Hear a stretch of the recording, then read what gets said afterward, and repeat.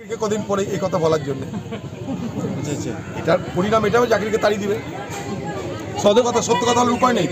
আমি তো আবার বলছি, মনে করুন এখানে 100 কোটি, কখনো 26 কোটি, কখনো অনেক কোটি কোটি গল্প হবে।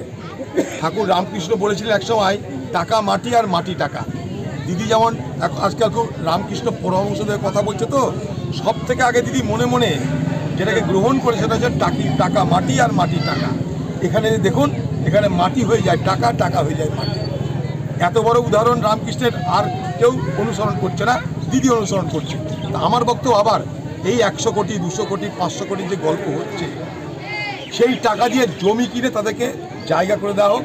এই যে ভাই তোমাদের জমি চলে গেছে, এ নাও তোমাদের জমি, এ নাও ঘরের টাকা, গৃহ প্রকল্পের টাকা নাও, চলো। তাও তো কিছুটা হয় একটা কথা।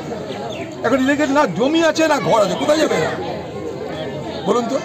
এখান থেকে কী হবে জানেন? আগামী দিনে পরিযায়ী শ্রমিকের সংখ্যারও বাড়বে, অন্য রাজ্যে চলে যাওয়ার লোক বাড়বে। রুটি রুজির জন্য কোথায় যাবে? অন্য রাজ্যে চলে যাবে, অন্য দেশে চলে যাবে। আগামী দিনে কিছু থাকবে না এগুলো যদি এইভাবে চলতে থাকে। আর মানুষকে ধোকা দিয়ে মিথ্যা কথা বলে কোনো লাভ নাই।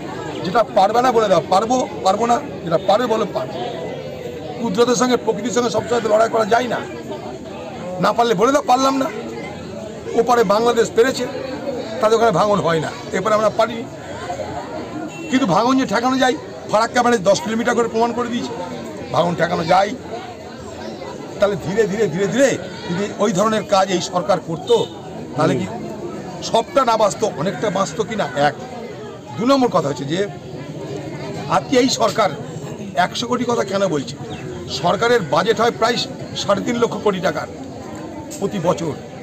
তা যে জেলা, মুর্শিদাবাদ জেলা পিছিয়ে পড়া জেলা, সেই জেলার এই ভাঙন ঠেকাতে 3.5 লক্ষ কোটি টাকার মধ্যে কি 1,000 কোটি টাকা দেওয়া যেত না? বলুন।